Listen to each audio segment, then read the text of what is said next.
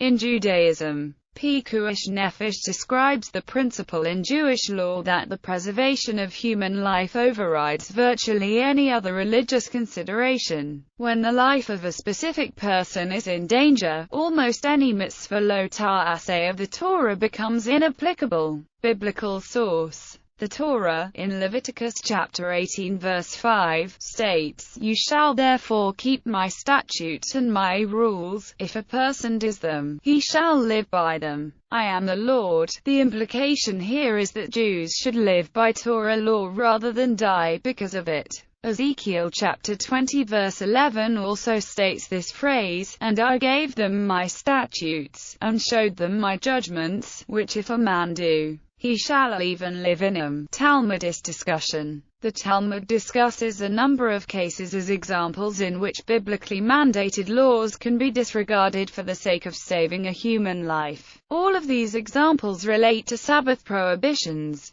rescuing a child from the sea, breaking apart a wall that has collapsed on a child, breaking down a door about to close on an infant, and extinguishing a fire to save a life. The Mishnah there discusses when one is permitted to break his or her fast on the Day of Atonement. If one is seized by a ravenous hunger, he may be given to eat even unclean things until his eyes are lightened, drawing the line. The principle of preservation of life, Pikuach Nefesh, has limitations. The individual whose life is to be saved must be a specific, identifiable individual, rather than an abstract or potential beneficiary. There is disagreement about whether Pikuach Nefesh overrides would apply to halting a specific, identifiable, immediate, and well-known ongoing threat in a well-identified community, given the advent of public health. Like the disablement of the Broad Street pump in the 1854 Broad Street cholera outbreak, as reported by John Snow, the Broad Street pump posed an immediate risk to many lives, with no specific individual identified as at threat. Instead, everyone living close enough to the Broad Street pump to draw water from the infective source was in life-threatening danger anytime they grew thirsty and craved a drink of water. John Snow identified the Broad Street pump as problematic on a Thursday, and the pump handle was removed on a Friday by members of the community to definitively disable the pump, as the Broad Street community did that Friday after Shabbat began. An observant Jew, whether acting on confirmed conscience alone or short-handed, would have to suspend Shabbat under Pikuach Nefesh, remove the pump handle, surround, cordon off, and/or by some other means prevent use of the pump handle without interruption through the night and following day to guarantee that no further water was drawn from the deadly and infectious Broad Street pump.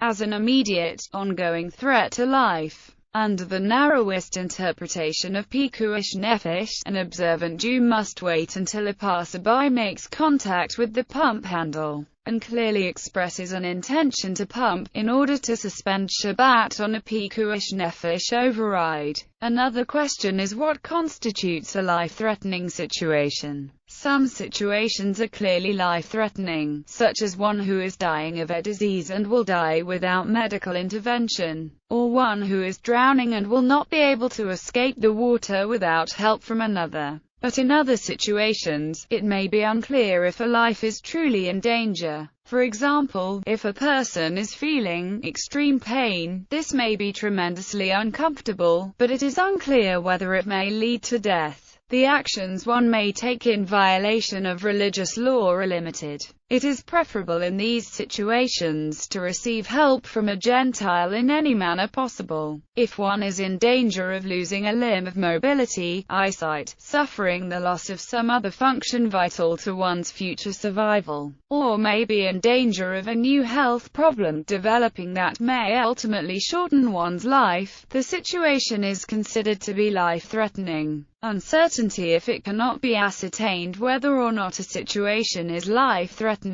The situation must be considered life-threatening until proven otherwise, thereby allowing action to be taken. It is of prime importance that if one believes a life may be in danger, and seconds may count, that persons involved not delay helping the victim out of fear of violating halakha, or in order to determine if such a violation is permissible according to halakha. If one takes action in violation of halakha to save a life when he believes the situation is life-threatening, but later learns that there was no threat to a human life, he has not sinned, and must not feel guilty over having made such a mistake. Who must help in a life-threatening situation, when possible? It is necessary that the most qualified individuals available provide all assistance necessary during every moment of the situation. But when seconds count, there must be no delay in determining who is more qualified. If there is a choice between a Jew and a Gentile who are equally qualified, and there is clearly plenty of time to decide, it is preferable that the Jew provide the assistance. But if there is a choice between two Jews, and there is clearly plenty of time to decide, it is preferable that the more observant of the Jews break the halakha. This shows the importance of breaking halakha when a life is on the line, and that less observant Jews are not permitted to serve the purpose of breaking halakha during non-emergencies. Examples of Pikuach Nefesh that override other religious considerations. Organ donation. According to some halakhic rulers, organ donation in Jewish law is one classic example of the obligation to violate a commandment because of Pikuach Nefesh. Saving one's life can override the prohibition against desecrating a corpse. However, due to the limitation that a specific life must be in danger, a specific organ recipient must generally be identified before the organ is removed. Organ removal to organ banks for possible future use is generally prohibited by all Orthodox Judaism halakhic decisors.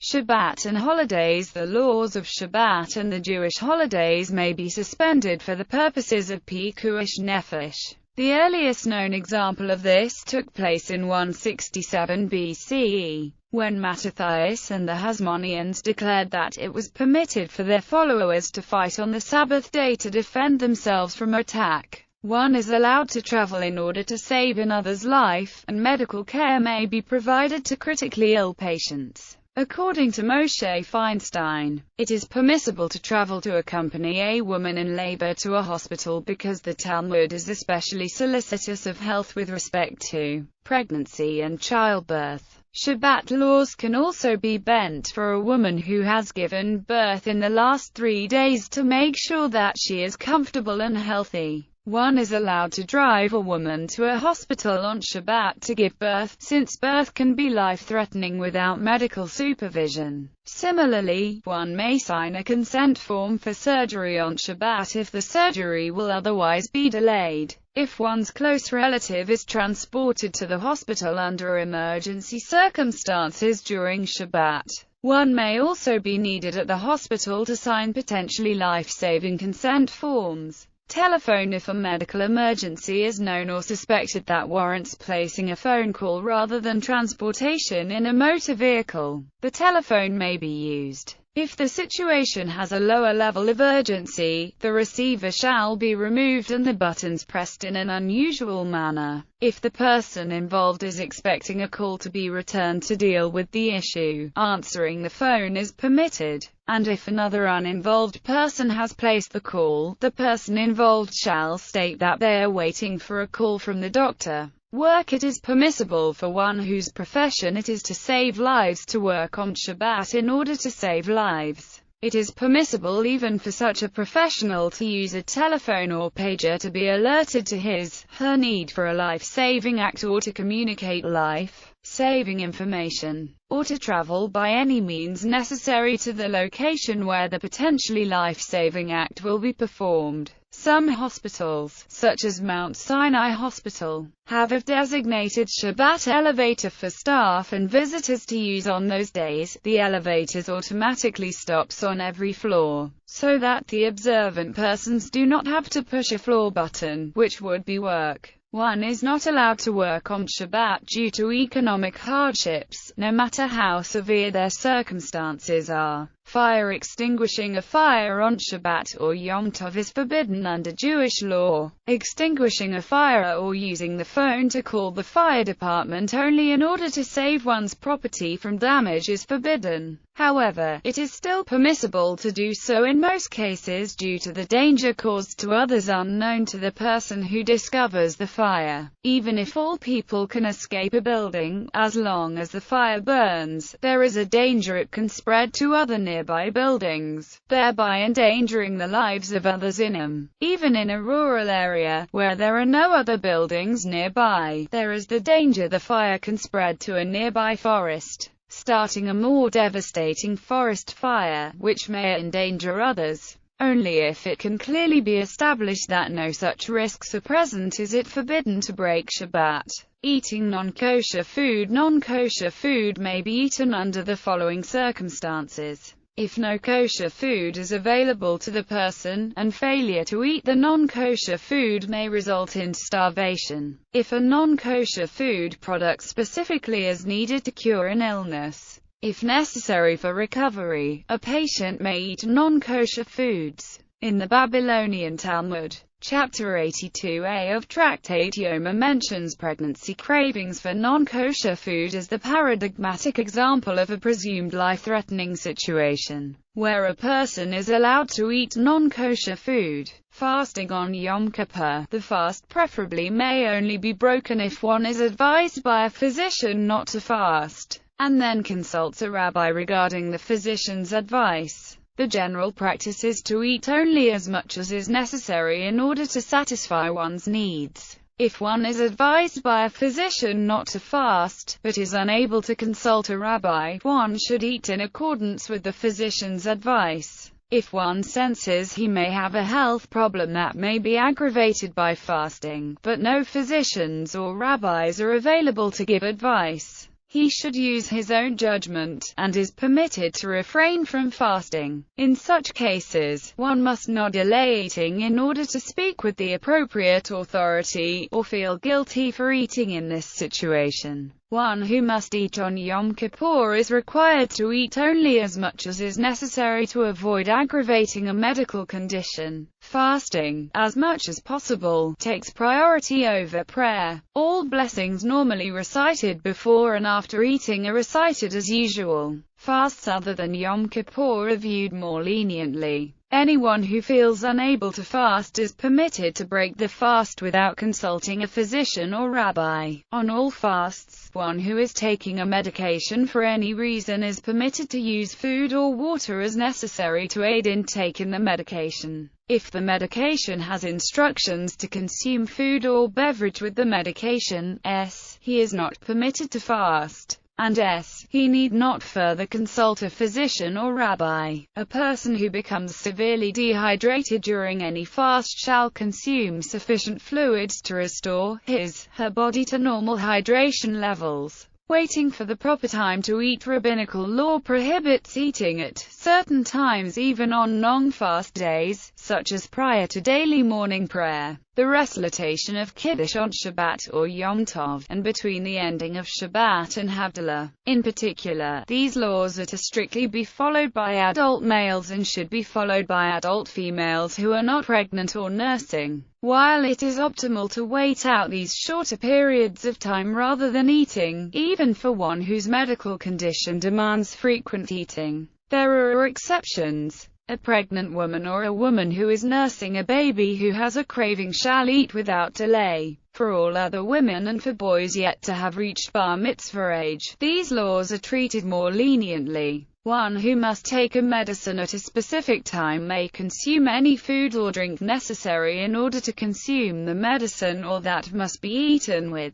the medicine. A person who is severely dehydrated may consume fluids as necessary to restore her body to normal hydration levels. A person who lacks the strength to perform the necessary service without nourishment may eat the minimum amount necessary to perform the service with kavanah. Exceptions. There are some Jewish laws that may not be violated, even when a life is in danger. In these cases, a life must be sacrificed rather than a halakha be broken. These include Defaming God's name. Sins that involve Chilul Hashem may not be committed even to save one's life. These include idolatry, blasphemy, or denial of God's existence. Forbidden violations include worship of any god other than Hashem, bowing to any god other than Hashem for show just to please the enemy, or other signs of pretending to worship such a god, even if one's intention is not to worship. Violating any negative commandment in submission to a persecuting enemy whose purpose is to stand against God. Construction of such a god for oneself or others to worship, or support of such worship. Entry into a building where a god other than Hashem is being worshipped. It is for this reason that one may not enter a church during services, even to save a life. Entering a church when services are not going on has lesser restrictions. Recitation or printing God's holy name in vain. Destruction of God's holy name from a printed sheet of paper or parchment except in the performance of rituals prescribed in the Torah. Pretending God does not exist in order to avoid persecution. Murder. Any act that intentionally causes the death of another person, that injures a person so the potential for death from the injuries is high, or that otherwise creates a dangerous situation that will very likely put one or more lives at risk, is not permitted for the preservation of life. Forbidden examples are harvesting organs from the body of a person who is clearly alive, live organ donation, where the risk of death to the donor is extremely high. If the risk is low, the donation is permitted. Driving at a very high speed in order to reach a hospital if a crash with an innocent motorist is almost assured. Exceptions. An exception in which killing another person is permitted is the case of a rodif, who may be killed in order to save the life of oneself or another. This permits wartime killings and killings in self-defense or to save another from an aggressor in Judaism. Also, abortion is permitted in Jewish law if the unborn fetus is endangering the mother's life, because the fetus is considered to be a rodif. The rodif assertion is also used to permit the separation of conjoined twins when it is likely or even certain that one will die as a result of the operation if this is necessary to save the other. Biblically sanctioned executions may be performed, though they are not performed today. Life for a life. While one is not permitted to automatically give up one's life in order to save the life of another, one may risk his/her life to save the life of another. It is, however, forbidden to place one's own life at more risk than the other person is already in. One may not put another's life in danger, especially against that person's will, in order to save his/her own life or that of another. Scholars have long questioned whether or not stealing is permitted in order to save a life. Most have concluded that stealing sustenance from a poor person is prohibited under life-threatening circumstances, since the life of a poor person who loses even a small portion of his/her sustenance is considered to be endangered. Also, operating a business or similar operation that intentionally robs or defrauds the poor of all or any part of their sustenance is strictly forbidden, even to save a life. Robbing or defrauding a large business, organization, or the government is forbidden if the poor will suffer as a result of the business, organization, or government losing these funds. If a business suffers the loss of money due to fraud or theft, it may pass the losses on to customers by raising its prices, and as a result, the poor may have to spend more. The government, if cheated, may raise taxes, even to the poor, or cut services from which the poor benefit. Lashon hara is symbolically considered an act of murder, and therefore may not be spoken to save a life. However, most cases in which bad word must be spoken against a person in order to save a life are productive, and thereby do not constitute lashon hara. The commandment to save life may also have reference to ethical arguments regarding torture. Contemporary examples: Azed aka delegation. A rescue team made up of ultra-Orthodox Jewish men worked in the Haitian capital of Port-au-Prince soon after the 2010 Haiti earthquake. They took time out to recite Shabbat prayers and continued to work throughout Shabbat. We did everything to save lives, despite Shabbat. People asked, "Why are you here?"